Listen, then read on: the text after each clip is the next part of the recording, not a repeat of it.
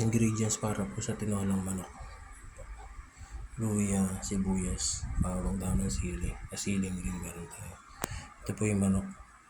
Ito yung sayote. Lulutuin natin siya maya maya.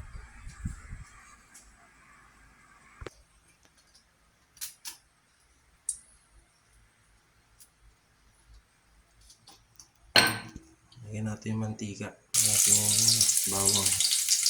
Bawang na. Ayan. Haluin natin.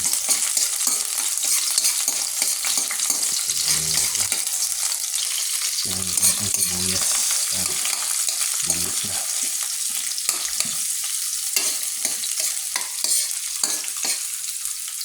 Lagyan na rin natin yung luya. Ayan.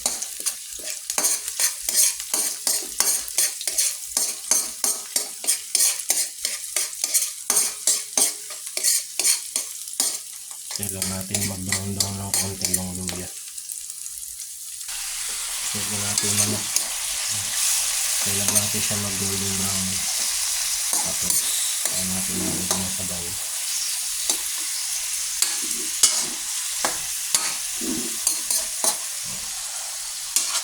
Kailangan natin mag-brown siya. Lagyan natin siya ng sabaw. Konting tubig. Tayo na lang natin siya. Tayo natin siya kumulo.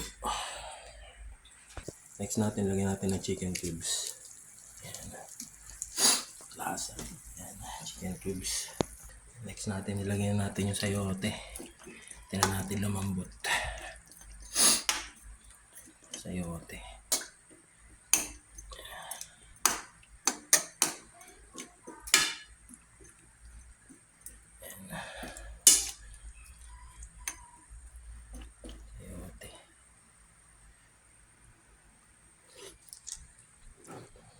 So ayan guys, kumukulo na siya. Hintayin na natin maluto yung sayote. Guys, don't forget to subscribe pala my YouTube channel. Supportahan niyo po yung mga video ko.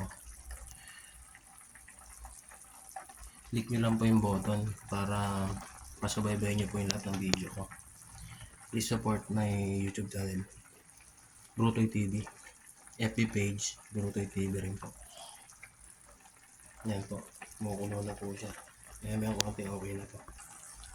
Nilagay na natin daon ng sili. Ayan.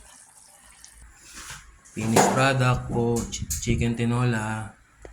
Ayan na po, tapos na po siya. Sarap to. Thank you po sa panonood. God bless everyone.